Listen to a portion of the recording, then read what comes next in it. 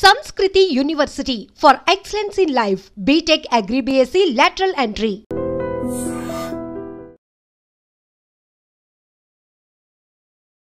మిగతా వెళ్ళరంలో కూడా మనసులో అంతా చెప్పేస్తాడు బోళ్ళ మనిషి. ఇది చెప్పింది వాస్తవమే. పార్టీలకు అతీతంగా మీరు ఏ పార్టీనైనా మీరు కూర్చోండి, ఎమ్మెల్యేలు కానీ, ఎంపీలు కానీ, మంత్రులు కానీ, ముఖ్యమంత్రులు కానీ, పార్టీలు మర్చిపోండి. ప్రైవేట్ కానీ పబ్లిక్ అందరూ చెప్పలేకపోవచ్చు, కానీ అందరి మనసుల్లో ఏ వేదన ఉన్నది. అరే ఇంత డబ్బులు వసూలు చేస్తున్నాం, పన్నుల డబ్బులు, ఈ ప్రజలకి ఇన్ని మాటలు చెప్పి ఓట్లు తీసుకుంటున్నాము, ఇన్ని హామీలు ఇస్తున్నాము, మరి ఈ ప్రజల జీవితాన్ని బాగు చేయడం కోసం పని కావాలని చెప్పంటే ప్రజానికి అడ్డంకులు వస్తున్నాయి అన్న భావన అది లేనటువంటి మంత్రి కానీ, ఎమ్మెల్యే కానీ, ఎంపీ కానీ భారతదేశంలో లేరు. అయినా కూడా వ్యవస్థ నడుస్తుందంటే కొంతమంది సామర్థ్యం వల్ల, చిత్తశుద్ధి వల్ల, దేశభక్తి వల్ల నడుస్తుంది. కానీ కొంతమంది ఎంత భారం మోస్తారు, ఎన్ని పనులు చేయగలుగుతారు? కాబట్టి ఖచ్చితంగా అధికార యంత్రాంగం ముఖ్యంగా ఎంత పై స్థాయిలో ఉంటే అంత బాధ్యత మేమే ఎక్కువ. నాయకత్వాన్ని ఇచ్చే బాధ్యత మీద, ప్రమాణాలను నెరవేర్పే బాధ్యత మీద, మిగతా వాళ్ళని జవాబుదారీగా చేయాల్సిన బాధ్యత మీద. అందులో మన దేశంలో అధికార యంత్రాంగానికి ఉన్నంత గౌరవం, ఇంత రక్షణ ప్రపంచంలో ఎక్కడా లేదు. రాజ్యాంగంలోనే పెట్టాం. ఒకసారి ఉద్యోగం వచ్చాక ఆ జీవితం పొడుగుతా మీకు మీరేం పని చేయకపోయినా కూడా ప్రమోషన్లు గ్యారంటీ, టైం బౌండ్గా పదోన్నతులు గ్యారంటీ, పదవులు గ్యారంటీ. అలాగే ఉద్యోగం నుంచి తీసిన దాఖలా దాదాపు ఏమి ఉండవు. మీరు ఎంత అసమర్థులైనా, ఎన్నో సందర్భాలు అవినీతి ఉన్నా కూడా ఏం జరగదు పెద్దగా. ఊరికే 2 నెలలు ఎవరన్నా ఉంటే 2 రోజుల కోసం మాట్లాడతారు, అంతే, ఇంకేం జరగదు. అన్ని కీలకమైన ఉద్యోగాలు మీ చేతుల్లోనే. అది ఎలాగో ముఖ్యమంత్రులకు కూడా తెలియదు ఎందుకు అలా జరిగిందో. కార్డర్ రూల్స్ అని పెట్టేసి, కార్డర్డ్ పోస్ట్ అని పెట్టి, అన్కార్డర్డ్ పోస్ట్ అని పెట్టేసి, రకరకాల రూపాలతో ప్రభుత్వాలకు కూడా అర్థం కాని రీతిలో కీలకమైన పదవులన్నీ మీకే. మరి సమాజం ఇంత గౌరవాన్ని, ఇంత రక్షణని ఇచ్చినప్పుడు, నెత్తిని పెట్టుకున్నప్పుడు మిమ్మల్ని, ఈ సమాజానికి మనమే ఇస్తున్నాం తిరిగి. ఆ రకంగా చూస్తే ఒక చిన్న ఉదాహరణ, హైదరాబాద్ నగరం నీళ్లు చూడండి. వేల కోట్లు ఖర్చు పెట్టి ప్రజల పన్నుల డబ్బుల్లోంచి మనం లేదా అప్పులు తీసుకొచ్చి గోదావరి నుంచి, కృష్ణ నుంచి లిఫ్ట్ చేస్తున్నాం. దేశంలో ఏ నగరానికి లేని సౌకర్యం హైదరాబాద్కు ఉండదు. మంచినీళ్ళ విషయంలో 2 మహానదులు 2 పక్కన ఉన్నాయి కాబట్టి కృష్ణా, గోదావరి, మరి చాలా వేల కోట్లు ఖర్చు పెట్టి అక్కడి నుంచి లిఫ్ట్ చేసి ఏర్పాటు చేసాము, నీళ్ళు వస్తున్నాయి. ఆ నీళ్ళలో 45% నీళ్లు మన ఇంటికి రాకుండా మూసిలో కలిసిపోతున్నాయి. ఇంతకంటే నేర సమాన నిర్లక్ష్యం ఇంకేమన్నా ఉందా? ఒక పేద దేశంలో ఇన్ని వేల కోట్ల రూపాయలతో నీరు అక్కడి నుంచి ఇక్కడి దాకా తీసుకొచ్చి ఆ వడ్డీలు కడుతూనే ప్రభుత్వాలు బోడంత సతమతం అయిపోతూ ఉంటే ఆ నీళ్ళు ఇళ్ళకి చేరట్లేదే, మళ్ళీ మూసిలోకి వెళ్ళిపోతున్నాయి. పెద్ద ఎక్కడికి చూడక్కర్లా, అన్నమంతా చూడక్కర్లా, 2 మెతుకులు చూస్తే చాలు. వెరీ రీసెంట్గా కూడా చూసాం సార్, హైడ్రా తవ్వకాలకి సంబంధించి పెద్ద వాటర్ పైప్ లైన్ పగిలిపోయింది అనే మాట. అట్లాగే ఇన్ని వేల కోట్లు ఖర్చు పెడుతున్న విద్య కోసం అని చెప్పాను. గుండె మీద చేసుకుని చెప్పానండి, మా పాఠశాలల్లో పిల్లలకి ఏ కుటుంబం నుంచి వచ్చినా కూడా ఖచ్చితంగా మంచి ప్రమాణాల విద్య అందుతోంది, వాళ్ళ ప్రతిభ వికసిస్తోంది, ఎదిగే అవకాశం వస్తుంది. మీరు చెప్పనండి ఒకసారి, నేను ఛాలెంజ్ చేస్తున్నాను మిమ్మల్ని బహిరంగంగా. ఎంత అధ్వానమైన చదువు అందుతుంది, ఇంత డబ్బు ఖర్చు పెడుతున్నామే. 25-30 వేల కోట్లు, 30 వేల కోట్ల దాకా తెలంగాణ ఖర్చు అవుతుంది. అన్ని రూపాయల్లో పాఠశాల విద్య కోసం అయ్యే ఖర్చు. అంతా కలిపితే 21 లక్షలు, 22 లక్షలు ఉన్నారు పిల్లలు గవర్నమెంట్ స్కూళ్ళలో. ఏం విద్య అందుతుంది? ఎందుకు అందట్లేదు? ఏదన్నా పట్టుకోండి, మీరు ఏ రంగమైనా పట్టుకోండి. ట్రాఫిక్ ఉంది, ఎందుకు నరకం అవుతుంది? అక్కడ రెడ్ లైట్ ఉంటే జర్మన్ వెళుతుంటే వాడి మీద ఏమి రకమైన హారన్ మోగించుకుంటూ, తిట్టుకుంటూ. కాబట్టి ఏదన్నా చూడండి, మన జీవితంలో రోజువారీగా మనకు కావాల్సింది ఏదన్నా చూడండి, ప్రజలు నరకం అనిపిస్తున్నారు. ఎందువల్ల? ఇది కేవలం రాజకీయ నాయకుడు బాధ్యతనా? రాజకీయ నాయకుల్లో తప్పులు లేదని అంటే రోజు నేను విమర్శిస్తుంటాను. తప్పులు ఉన్నప్పుడు రాజకీయ వ్యవస్థలో తప్పులు చాలా ఉన్నాయి, కానీ రాజకీయ వ్యవస్థ అడ్డుకొని అనేక సందర్భాల్లో కూడా మంచినీళ్ళు అందరికంత ఏర్పాటు చేస్తే ప్రభుత్వం నాకు కాదంటారండి? మంచి విద్య అంతా ఏర్పాటు చేస్తే ప్రభుత్వం నాకు కాదంటారండి? ట్రాన్స్పోర్ట్ సిస్టమ్ బాగా ఇంప్రూవ్ చేసి అందరికీ సౌకర్యం కలిగిస్తే ఏ ప్రభుత్వం నాకు కాదంటుందండి? వేరే విషయాల్లో జోక్యం చేసుకోవచ్చు, వాళ్ళ లాభం కోసమో వాళ్ళ స్వార్థం కోసమో. ప్రజలందరికీ మంచి సౌకర్యాలు ప్రజలు ఇచ్చిన డబ్బుతో సరిగ్గా అందజేస్తే ప్రభుత్వానికి కీర్తి వస్తుంది, ఓట్లు వస్తాయి కదా. ఏమన్నా కాదంటారా? ఏ మంత్రులన్నా కాదంటారా? ఏ ఎమ్మెల్యేనా కాదంటారా? కాబట్టి ప్రతిదానికి రాజకీయం వంక పెట్టి మధ్యతరగతి వర్గాలు రాజకీయంలో వాళ్ళని తిడతారు కాబట్టి భారం అంతా వాళ్ళ మీద వేసి నపం పెట్టేసి మనం కూర్చుంటే అది ధర్మం కాదు. ఎందుకని సార్ సమన్వయ లోపం అనేది ఉంటుందా ఇటు ప్రభుత్వానికి ఇటు అధికారులకి మధ్య? లేదు, కొన్నిసార్లు మనం చూసాము ప్రభుత్వం, మంత్రులు లేకుంటే ముఖ్యమంత్రి, క్యాబినెట్ అంతా ప్రెషర్ అంతా వీళ్ళ మీద పెడుతున్నారు, లేకుంటే మేము చేసినట్టుగా మీరు చెప్పినట్టుగా మీరు పని చేయండి అనే మాట, ఆ తర్వాత బ్లేమ్ అవుతున్నారు. కాదంటలా, కానీ ఆ మాట అనే అర్హత ఇప్పుడు వస్తుందంటే మీకున్న పరిధిలో మీరు చాలా సమర్థంగా పనిచేసి ప్రజలకు ఫలితాలు ఇచ్చినప్పుడు వాళ్ళకి నచ్చపొచ్చామండి, ఇలా కాదు ఇంకోటి అంటే మీ మాటకు గౌరవం ఉంటుంది. ప్రధానంలో నో అన్న మాటే మీ నుంచి వచ్చి మీ నుంచి ఏ పని కాకుండా ఉండి ప్రజలకు పనికి వచ్చేది జరగకుండా ఉండి మీరు ప్రధానికి నో అంటే వాడి నుంచి గౌరవిస్తారు మమ్మల్ని? ఎన్నికైన వాడమే ఒత్తిళ్ళు ప్రజల నుంచి చాలా ఉన్నాయి పొద్దున్న సాయంత్రం దాకా. కాబట్టి ఈ వంక పెట్టేసి రాజకీయంలో ఉన్న వాళ్ళని తిట్టేసి మనం కూర్చుంటే ఎట్లాగా? ఈ సమాజం ఎంత గౌరవాన్ని ఇస్తుంది, ఎంత పోషిస్తుంది మిమ్మల్ని. ఇందాక నేను కొన్ని ఉదాహరణలు ఇచ్చాను. వీటిలో రాజకీయం ఏది వద్దని చెప్పండి నాకు.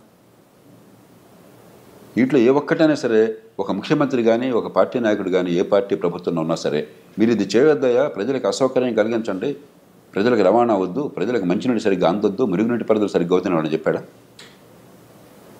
కాబట్టి రాజకీయంలో తప్పు చేయట్లేదు నేను అంటలా, కానీ కొన్ని రంగాలు దొరుకుతుంది చట్టబద్ధ పాలన లేదు, నిజమే. ప్రధానంలో రాజకీయ జోక్యం ఉంటుంది పోలీస్ కేసుల్లో, నిజమే. పక్కన పెట్టేద్దాం, దానికి ఏం చేయాలో ఆలోచిద్దాం. కానీ అదేం లేకుండా చాలా రంగాలు ఉన్నాయి. అక్కడ మీరేం చేస్తున్నారు, ఎందుకు చేయటం లేదు? అంచేత ఎవరినో బాధ్యులుగా చేస్తే లాభం. దీనికి మనందరం బయట ఉన్న వాళ్ళం కూడా సమిష్టిగా బాధ్యత తీసుకోవాలి. రాజకీయంలో ఉన్న వాళ్ళు సహజంగా ఎన్నికైన వాళ్ళు బాధ్యత మనం పెట్టాం కాబట్టి వాళ్ళ బాధ్యత తీసుకోవాలి, దాని అనుమానం లేదు. కానీ పాలనా యంత్రాంగం, న్యాయ వ్యవస్థ, పత్రికా ప్రపంచం, మరి ప్రభుత్వాలు బయట ఉన్నటువంటి కాస్త కూస్తో పలుకుబడి అంటే మనందరం నాది కూడా నేను కూడా బాధ్యత తీసుకుంటున్నాను, నా తప్పకూడదని నేను అనుకుంటున్నాను. అంతేకాకుండా ప్రతివాడిని వాడిని చూపెట్టేసి వాడు తప్పు చెప్పేసి ఇది తప్ప. ముఖ్యమంత్రి గారు ఆవేదన నిజమైనది, దేశమంతా ఉన్నది, సహేతుకమైనది. ఖచ్చితంగా పాలనా యంత్రాంగంలో మౌలికమైన ప్రక్షాళన కావాలి, మౌలికమైన మార్పు కావాలి. ఈ పద్ధతి కొనసాగిస్తే ఇప్పుడు కొన్ని సినిమాల్లో చూస్తే, ఈ మధ్య ఒక సినిమా నేను మా శ్రీమతి చూస్తూ నేను ఒక 2 నిమిషాలు చూస్తే నాకు వాంతి వచ్చినట్టు. ఏ సినిమా చూసారు సార్ మీరు?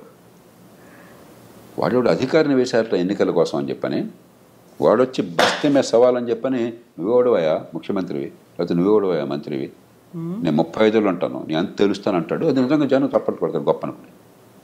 ఇదే ప్రజాస్వామ్యం, ఇదే అధికారుల అహంకారం, ఇదే రాజ్యాంగం. మనం ఒక చాలా విచిత్ర వాతావరణాన్ని సృష్టిస్తున్నాం ఈ దేశం. నాకు ఇది వాంతి వచ్చింది అది చూస్తే. దీనిలో అసలు ప్రజాస్వామ్య స్పృహ ఏంటి, రాజ్యాంగ స్పృహ ఏంటి, మంచి పరిపాలన గురించి అవగాహన ఏంటి, ఇదే మన ప్రజలకు చెప్తున్నది. ఎంత అజ్ఞానాన్ని మనం పెంచుతున్నాం ఈ దేశంలో.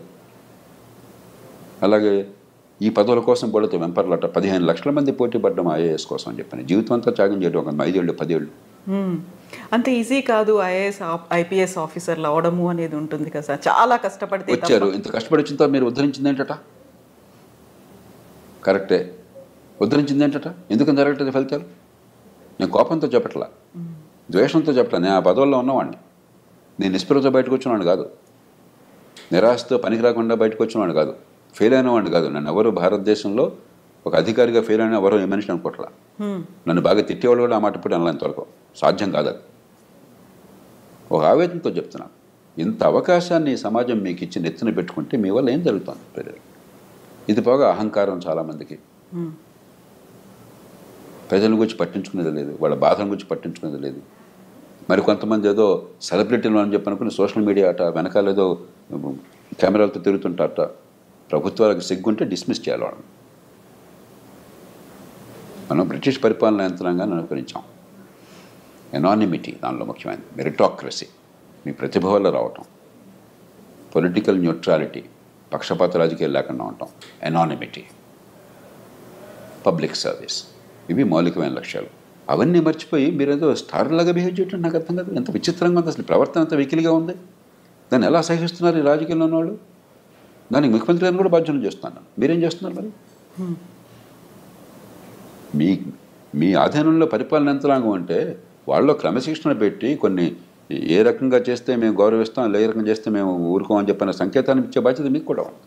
సో ఈ మధ్యన ఒక ఇన్సిడెంట్ చూసాము. తెలంగాణ రాష్ట్రంలో ఒక మంత్రి కలెక్టర్ మీద అసహనం వ్యక్తం చేశారు, పబ్లిక్గా వాళ్ళని విమర్శించారు అనే వాదన వినిపించింది. ఆ తర్వాత కలెక్టర్ అక్కడి నుంచి తప్పుకున్నారు, పోస్టులు పెడుతున్నారు అనేది, సో కొటేషన్స్ రూపంలో, మోటివేషనల్ కోట్స్ రూపంలో వస్తున్నాయి అనేది. ఇన్ఫ్లుయెన్స్ ఎవరిని చేస్తున్నారు సార్? నాకు ఈ సంఘటన తెలియదు కాబట్టి దాని గురించి పూర్వాపరాలు తెలియకుండా మాట్లాడాను. మనకేమిటంటే 2 విషయాలు మనకు చాలా స్పష్టత ఉండాలి. ప్రజాస్వామ్య సమాజంలో తుది బాధ్యత వహించేది ఎన్నికైన ప్రభుత్వము, ఎన్నికైన ప్రతినిధులు. కాబట్టి తుది నిర్ణయం తీసుకునే అధికారం రాజ్యాంగం పరిధి లోపల ఎన్నికైన ప్రభుత్వానికి. మనం ఏంటనుకుంటున్నామంటే అధికార యంత్రాంగానికే పాత్ర ఉంటుంది, వీళ్ళంతా ఊరికే వచ్చారు, వీళ్ళు వస్తారు రేపు పోతారు, 35 ఏళ్ళు మేము ఉంటాం, వాడు వచ్చి రేపు ఓడిపోతాడు. చాలా సినిమాలో డైలాగ్ కూడా, నేను ఐఏఎస్ పరీక్షలకు వచ్చాను, కావాలంటే పొద్దున్న ఎమ్మెల్యే, ఎంపీ, మంత్రిని కాగా నువ్వు అవుతావా, ఏదో గొప్ప విషయం లాగా. అంటే ఇక్కడ ప్రజాప్రతినిధులకు పెద్దగా చదువు ఉండట్లేదు, క్వాలిఫికేషన్ అనేది లేదు. ఆలోచనే మూర్ఖమైనది, అప్రజాస్వామికమైనది, అవాస్తవమైనది. ఒకరోజు పరీక్ష రాసిన మాత్రం చేత గొప్పవాడు కాలేడు ఎవడొకడు. ఆ రోజు నువ్వు చదువుకున్నవి వచ్చి ఉండొచ్చు, నువ్వు బాగా బట్టి ఉండొచ్చు, లేకపోతే ఎగ్జామినర్ ఆ రోజు సంతోషంగా ఉండొచ్చు, అదృష్టం కలిసి రావచ్చు ఉండొచ్చు. అంత మాత్రం చేత గొప్పవాడిని అనుకుంటే అది ప్రజాస్వామ్యం ఎట్లా అవుతుంది? ప్రజలు తమ సమ్మతితో అధికారాన్ని కట్టబెడితే ప్రజాస్వామ్యం. ప్రజలు పాలించేది ప్రజాస్వామ్యం. ప్రజలు పాలించేది వాళ్ళు ఎన్నుకున్న ప్రతినిధుల ముందు ఆ గౌరవం ఉండాలి. తప్పు చేస్తే ప్రతిఘటిద్దాం, కానీ ప్రజాస్వామ్య వ్యవస్థ పట్ల గౌరవం లేకపోతే, రాజ్యాంగ విలువల పట్ల గౌరవం లేకపోతే, ఎన్నికైన ప్రతినిధులను అగౌరవపరుస్తుంటే అది ప్రజాస్వామ్యం కాదు. ఏ అధికారికి అహంకారం కూడదు. అది మిలిటరీ అధికారి కావచ్చు, సివిల్ అధికారి కావచ్చు, న్యాయమూర్తి కావచ్చు. ఎన్నికైన ప్రతినిధుల్ని చవకగా చూడండి, వాళ్ళని వాళ్ళు తిట్టుకుంటారు. అదే పనిగా జనం కూడా తిడతారు. ఎందుకంటే ఓటు వేసేది తీసి తిరస్కరించేది వాళ్ళనే కదా, కాబట్టి జనం తిడతారు. అది ప్రజాస్వామ్యంలో సహజం. కాబట్టి వాళ్ళకి కొంచెం రాజకీయంలో ఉన్న వాళ్ళు కొంచెం వంగం ఉంటారు. దాన్ని అలుసుగా తీసుకుని ప్రజాస్వామ్యాన్ని అవమానిస్తే, ఎన్నికైన వాళ్ళు చాలా చులకనగా చూస్తే గడ్డిపోచలాగా, అది ప్రజాస్వామ్యం కాదు. అది ప్రజలకు అర్థం కావాలి. ఏ ప్రజాస్వామ్యంలో స్వేచ్ఛను అనిపిస్తున్నామో ప్రజాస్వామ్యానికి మూలం అర్థం కావాలి. రెండోది,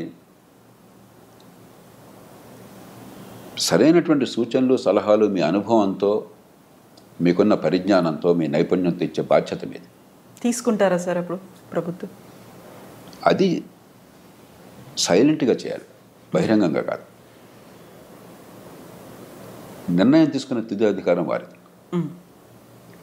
పొరపాటు నిర్ణయం అయినట్టయితే, అది రాజ్యాంగ విరుద్ధం అయితే ప్రాణవడ్డీ ఎదుర్కోవాలి. మీరు జరగకుండా ఆపాలి.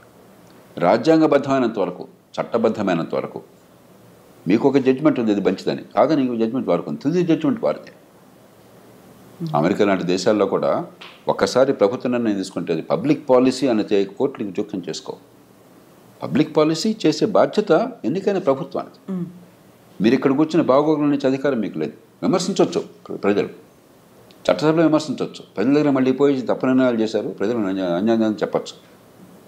లంచం ఉంటే మనం కోర్టులో శిక్ష వేయచ్చు తప్ప, దురుద్దేశం ఉంటే శిక్ష వేయచ్చు తప్ప, వాళ్ళకు అధికార పరిధిలో నిర్ణయాలు చట్టబద్ధంగా తీసుకుంటే దాన్ని కాదనే హక్కు ఎవరికి లేదు, విమర్శించే హక్కు ఉన్నది. సార్, ఇక్కడ ఇంకొక వాదన ఉంటుంది. ప్రభుత్వాలు మారినప్పుడల్లా అక్కడ ప్రభుత్వంలో ఉన్నటువంటి మంత్రులు, మంత్రివర్గం, సీఎం అందరూ పోతారు. ఏదైనా నిర్ణయాలు తీసుకున్నట్టు మాత్రం బాధ్యులు బలయ్యేది అధికారులే అనే మాట సార్. ఒకటి ఖచ్చితంగా పార్టీలు, ప్రభుత్వాలు తప్పన్నది. మనకి 100 మంది అధికారులు ఉంటే నిజంగా పనికొచ్చేవాళ్ళు, ప్రజలకు చేయగలుగుతున్న వాళ్ళు 5-10 మంది ఉంటారు. క్షేత్రస్థాయి వదిలేద్దాం, జిల్లాలో వదిలేద్దాం, బట్ రాష్ట్ర స్థాయి, జాతీయ స్థాయికి వచ్చేసరికి మీకు పనికొచ్చేవాళ్ళు కొద్దిమంది, ఇంతమందిలోనూ.